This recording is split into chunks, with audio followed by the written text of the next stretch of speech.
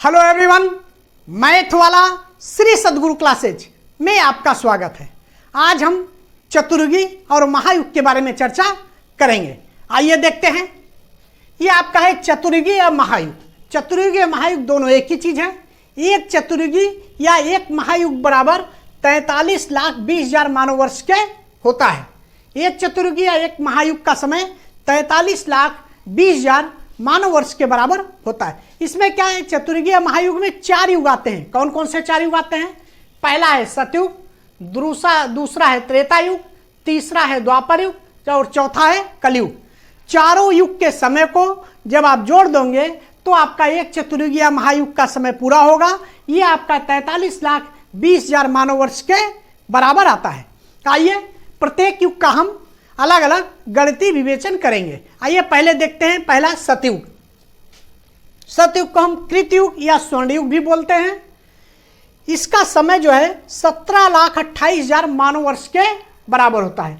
एक सतयुग का समय कितना होता है? 17,28,000 मानव वर्ष के बराबर होता है। अगर इसको हम देवताओं के वर्ष या दिव्य वर्ष में परिवर्तित करना चाहें तो देखिए कितना दिव्य वर्ष होता है। एक दिव्य वर्ष बराबर 360 मानव वर्ष। एक दिव्य वर्ष में 360 मानव वर्ष होता है। तो हम 360 से अगर इसको हम डिवाइड कर दें तो ये दिव्य वर्ष में परिवर्तित हो जाएगा। तो 360 से हमने इसको डिवाइड कर दिया तो देखिए ये 4800 दिव्य वर्ष आया। 17,28,000 मानव वर्ष के बराबर सतयुग का समय होता है या 4800 दिव्य वर्ष के बराबर जो है सतयुग का समय होता है। अच्छा, इसमें आप देखिए 4800 दिव्य वर्ष को हम 400, 4000 प्लस 400 ये 3 भागों में इसको हम डिवाइड करते हैं। जैसे मान लीजिए आपका सतयुग शुरू हुआ तो ऐसा नहीं है कि एक बैच सतयुग शुरू हो जाएगा। धीरे धीरे सतयुग की स्थिति आनी शुरू होगी। तो होता क्या है, ये 400 जो वर्ष है ये आपका युग संधि या संधि काल है। धीरे धीरे सतयुग आपका शुरू होगा और सतयुग जो है शुरू होना प्रारंभ हो जाएगा। और जब ये बीच का समय, ये जो 4000 समय है, ये युग का जो है सतयुग का जो है पीक पॉइंट है। इसमें पूरा एकदम एक सतयुग जो है प्रारंभ हो चुका होता है, मतलब सतयुग चलने लगता है, चल रहा होता है सतयुग। फिर जब सतयुग की समाप्ति का समय आएगा तो ये 400 वर्ष जो है संधि काल, फिर इसको हम 400 संधि काल बोलते हैं। इसमें अब सतयुग जो है धीरे धीरे समाप्ति की ओर अग्रसर होगा। इस तरीके से जब सतयुग प्रारंभ होगा तो एक बैग सतयुग वाली स्थिति नहीं आ जाएगी।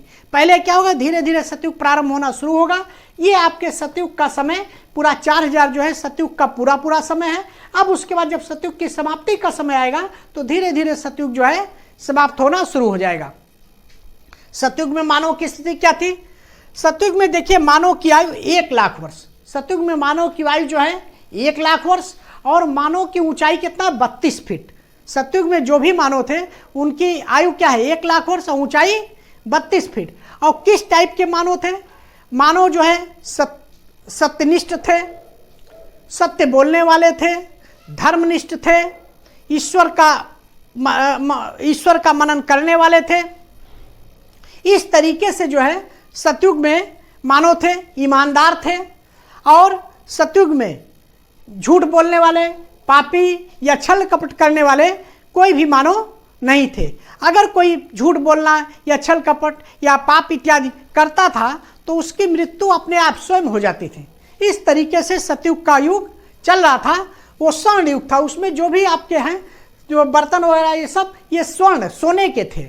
इसीलिए हम सतयुग कहते हैं कि सतयुग एक बहुत अच्छा युग था कि उसमें क्या था, सभी मानव जो है सत्य बोलते थे, ईमानदार थे, धर्मनिष्ठ थे और ईश्वर में आस्था रखने वाले थे। इस तरीके से हमारा सतयुग था। अब देखिए इसमें आपके सतयुग के ये आपका संधि काल हो गया, युग हो गया और संधि काल। इस तरीके से 1200 वर्ष के 4 चरण होते हैं। 1200 वर्ष के 4 चरण, 1200 गुणा 4 बराबर 4800 वर्ष। देखिए 4800 दिव्य वर्ष है, इसमें 1200 वर्ष के 4 चरण हुए।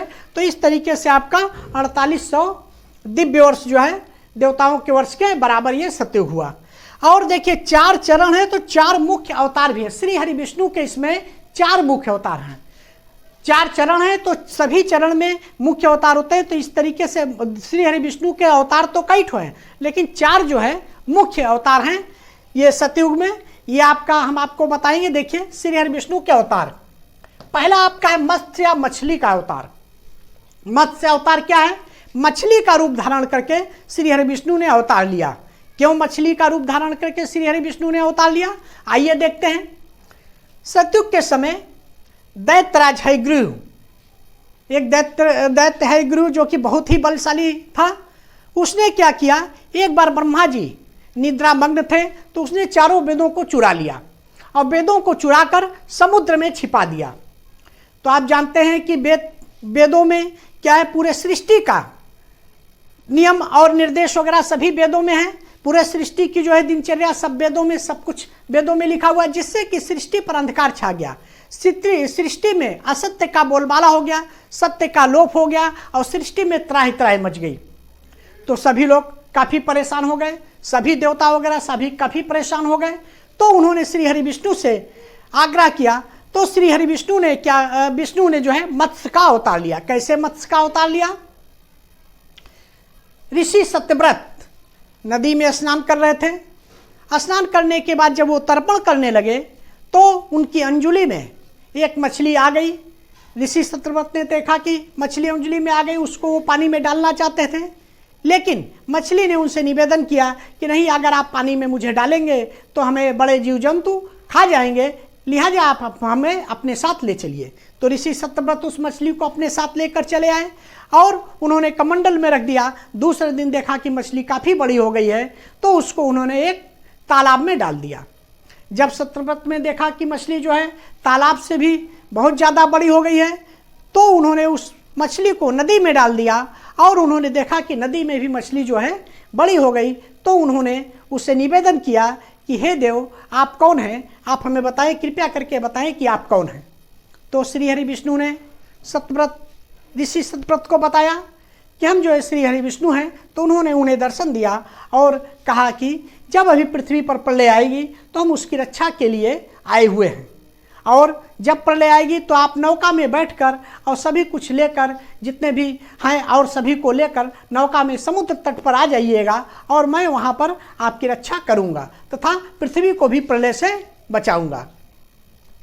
इस तरीके से जब पृथ्वी पर प्रलय आई तो ऋषि सत्यव्रत नौका में विराजमान होकर और सभी चीज़ों को और सभी मानवों को लेकर जो है समुद्र तट पर वो नौका में गए, जिससे कि श्री हरि विष्णु वहाँ पर प्रकट हुए और उन्होंने उनकी सहायता की तथा पृथ्वी को जल प्रलय से बचाया। फिर उन्होंने क्या किया कि वेदों को ढूंढकर, समुद्र की गहराई में वेदों को ढूंढकर और दैत्य हयग्रीव को मारकर वेदों को पुरम ब्रह्मा जी को सुपुर्द किया, जिससे कि हमारी सृष्टि का संचालन हुआ और पृथ्वी पर सृष्टि या पृथ्वी पर मानव वगैरह सभी जो है सुचारू रूप से रहने लगे।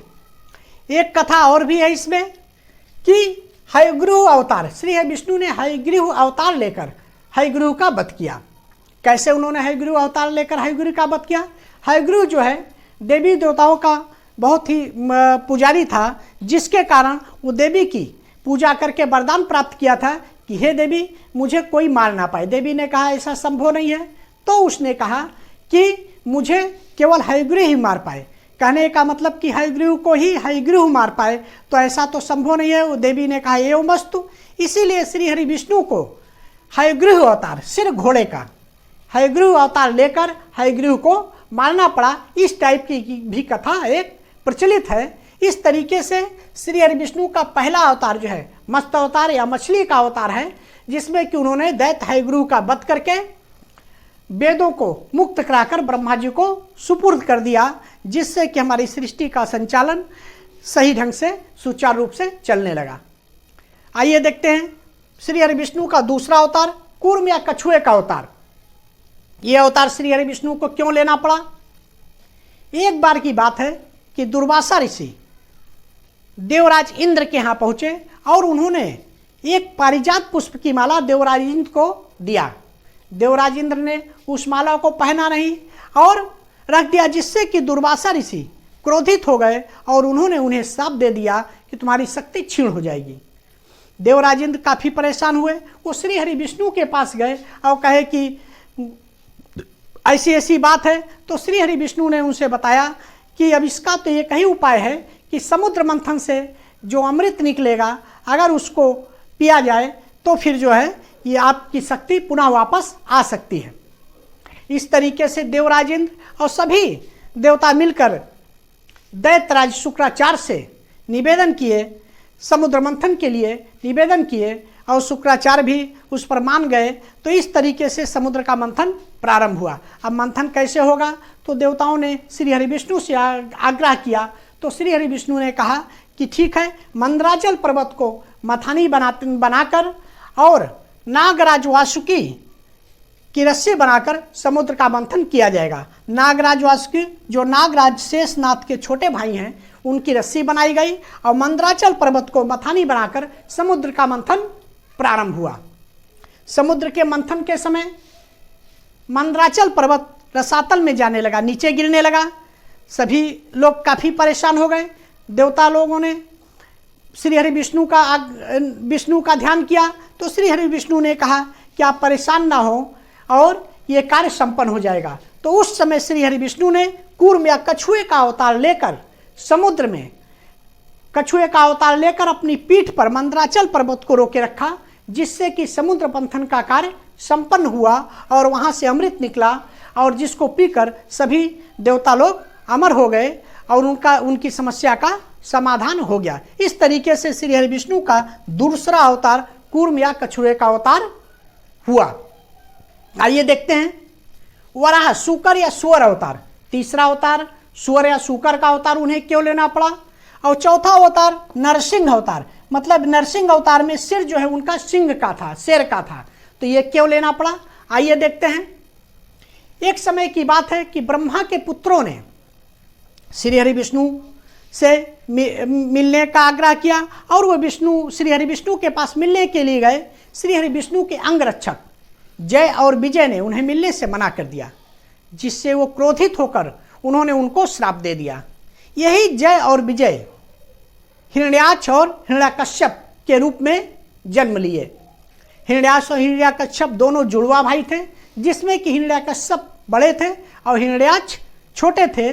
और जय और विजय काफ़ी बलशाली थे। श्री हरि विष्णु के अंगरक्षक जय विजय काफ़ी बलशाली थे। तो ये दोनों दैत्य जो है हिरण्याक्ष और हिरण्याकश्यप भी बहुत ही बलशाली थे। पूरे लोकों में, तीनों लोकों में इनका अधिकार था और ये तीनों लोकों में त्राही त्राही तहस नहस मचा दिए थे। हिरण्याक्ष ने पृथ्वी को ले जाकर समुद्र में छिपा दिया, जिससे कि पृथ्वी पर हाहाकार मच गया। सभी देवी देवता परेशान हो गए और चारों तरफ हाहाकार मच गया।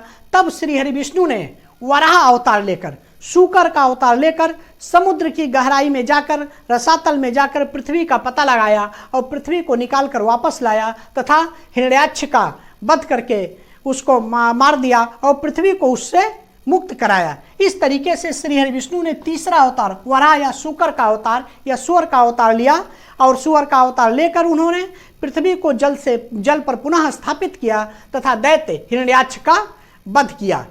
ये उनका तीसरा अवतार था। चौथा अवतार आइए देखते हैं, नरसिंह अवतार है, जिसमें कि सिर उनका सिंह का था। ये उन्होंने क्यों लिया, अपने भाई हिरण्याक्ष के वध से हिरण्याकश्यप या हिरण्याकश्यपु काफ़ी परेशान हो गया। हिरण्याकश्यप को हम हिरण्याकश्यपु भी कहते हैं।